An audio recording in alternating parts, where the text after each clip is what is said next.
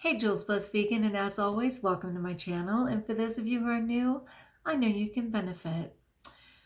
We are in the middle of self-care September, but I have got to give a shout out to Helen Reddy.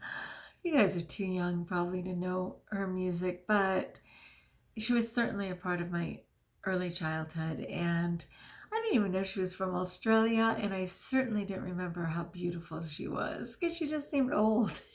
To a tiny little kid, but her music was so amazing and worth listening to if you don't know. And she left the planet today, and I just wanted to tell God, to go easy on her, whatever her walk was. I have no idea. I mean, of course, I just loved her music and lost her over the years, but she certainly gifted our planet. And I just wanted to say a couple of her songs, which you may or may not know, but these ones were such a big part of my life. Like, seriously, I am woman, hear me roar. Totally. Angie, baby, you're a special lady, living in a world of make-believe. Oh, and come on. Delta Dawn, what's that flower you have on? Could it be a faded rose from days gone by? And whatever one, okay. You and me against the world. Sometimes it feels like you and me against the world. Okay, and when that says, and when one of us is gone, and one of us is left to carry on, our memories is all we're going to have. Are you kidding me? Oh my gosh. God bless her children. I don't even know what children she had or didn't, but who can't relate to that? And oh my gosh, there's just so many great songs. I'm kind of just looking at a list right here. That ain't no way to treat a lady, no way to treat your baby, your woman, your friend. I mean, she just had it going on. So, shout out to Helen Ready. I am going to actually put the description of this with this list of 30 or 40 songs in the description of this video. She's worthy of a song or two, people. It makes me sad, even though she, 78, pretty common age for women to die. I don't even know her story. I just know that hearing these songs again for the first time in forever just is bringing up like so many things for me. And I just want to thank her, for her music and for how she touched the world with her music. So that's Helen Reddy. Awesome. All right, but we are in the middle of self-care September, so in caring for ourselves today was to write down 3 things that you appreciate about yourself. 3 things that you appreciate about yourself. Were you able to do it? Could you do it? If you didn't, 3 things you appreciate about yourself. I did not write them down. I will say I appreciate that I keep trying. I appreciate that I'm a prayer person and always look to God for guidance. And I appreciate that I have a natural ability to show interest in other people besides myself. How's that on the fly?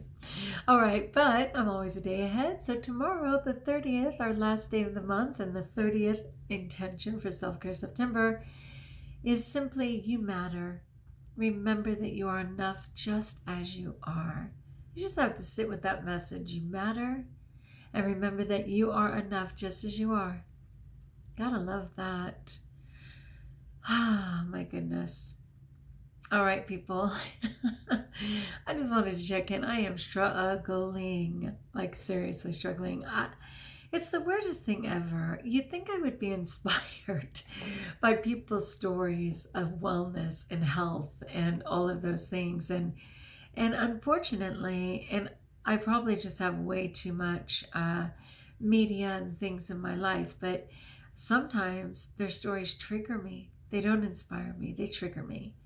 They make me go right back to my nonsense and make me want to act out. And I don't even know, like I'm so tired. I'm tired in my soul of evaluating things, of trying to constantly find answers, of setting, goals and dates. And I'm just tired of it.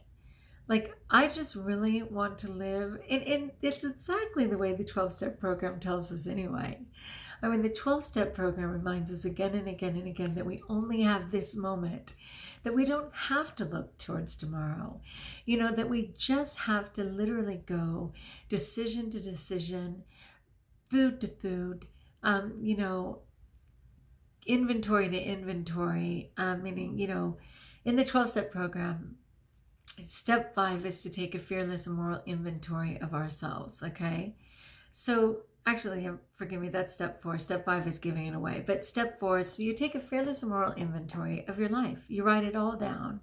I think step 5 is becoming willing to make amends to others and actually share that inventory with someone, and ultimately to let it go. But step 10, presuming you've gone through all those first steps and you've grown and gotten on with it, is to take a daily fearless and moral inventory and be willing to make amends if needed, to certainly apologize if needed, to just clean up your side of the street. And the whole thing is done within the same day. And I'm kind of getting that, because I'm telling you, it really comes down to not having a sense of myself. And that's tragic. That is so tragic, because other people think they have a sense of me. And, I hear all these people speaking and all these people saying all the time, well, what are you called to be? Figure out what you want to be and get on with being that, and you need to know what you're called to be, and you need to trust the world and get, what, people, I don't know. And in fact, I don't know if it's total insecurity or lack of belief in myself. I don't know. But sometimes the message is that I'm not called to be anything. The message is that I'm just supposed to live my life, love my family, get my paycheck, share when I can, take in what I can, and just go. And that I don't have to leave my mark on the planet, and that I don't have to do something incredibly profound, and that there may be nothing left. There may be no history of some girl named Juliana McCants, who was born at 421 Jade Cove Way in Seal Beach. And, there may not be a record of that, because this really is just a train station, if you will. It's on the way to eternal life. And sometimes, even if you put your gum underneath the bench at the train station, nobody finds it, and they have no sign that you were there. You may even etch your name in the bathroom, stall, and nobody knows. It's like, sometimes that's where I'm at. I'm like, you know what? Stop trying to make a difference and just get on with your daily life. Big deal. Love God, love your family, be a teacher, get paid, and just let it go. That's where I go. And then I'm like, okay, but you suffer from depression.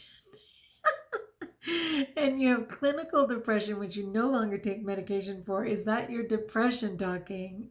Because there aren't that many lights on the planet, and I think you're called to be one of them. Oh my gosh. Thank you for letting me share, you guys. I'm sorry. It's not just Helen Ready dying, okay?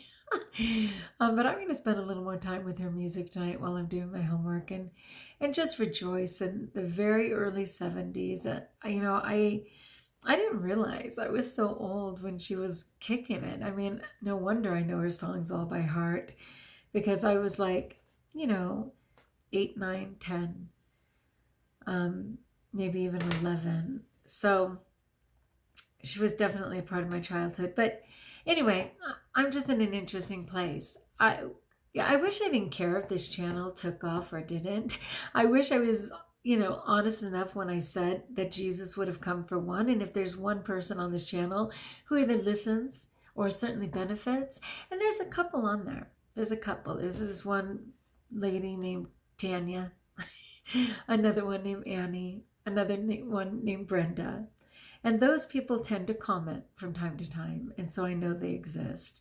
There's a couple others occasionally that'll chime in, and I'm like, they seem to chime in right when I'm realizing that am going to just give up the channel because there's no reason for it and because I don't have a focus. And then they write in, they just happen to write in and go, hey, I heard you, hey. And that's probably the universe. I think it's the universe.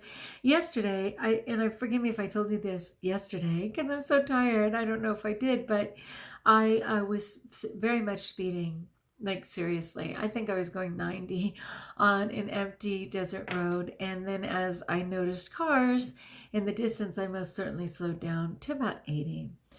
Then when I realized it was a police car, I slowed down to 78.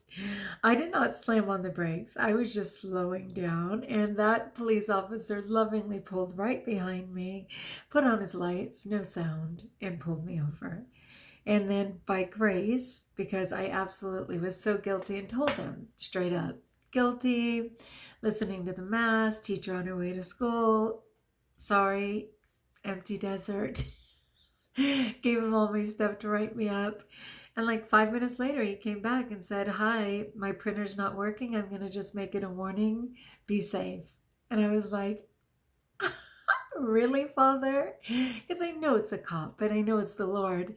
And I know he was just reminding me that, Juliana, by yourself or not, there's a lot of trees around here and a big desert for you to lovingly wrap your car around and even die in if you don't choose to figure that out.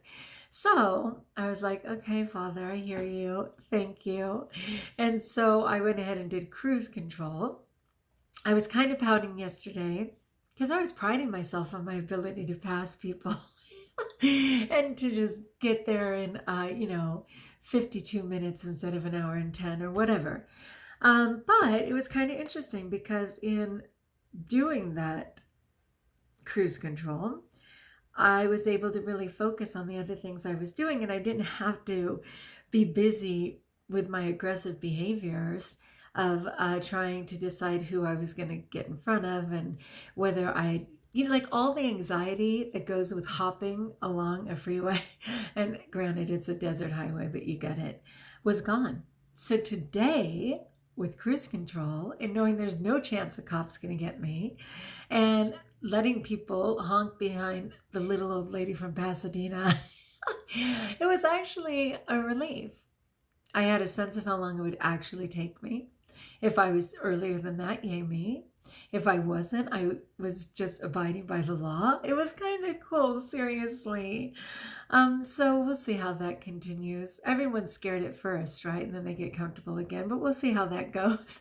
It was definitely God just going, too comfortable, my friend. Word. All right, people. Thanks for letting me process. Like I said, cuckoo for Cocoa Puffs. I am in a place. And I know part of it is I'm feeling insecure as usual. Superhero teacher, been teaching forever, so competent, so capable when I'm helping others. If it's for myself, I'm screwed, for lack of a better term. And of course, I have an observation coming up, and I'm already in a panic because I was so abused, for years and years. And I can't get that out of my head. And no, not just physically. I mean by a principal, a verbally abusive principal who said I had no right to teach and was worth nothing.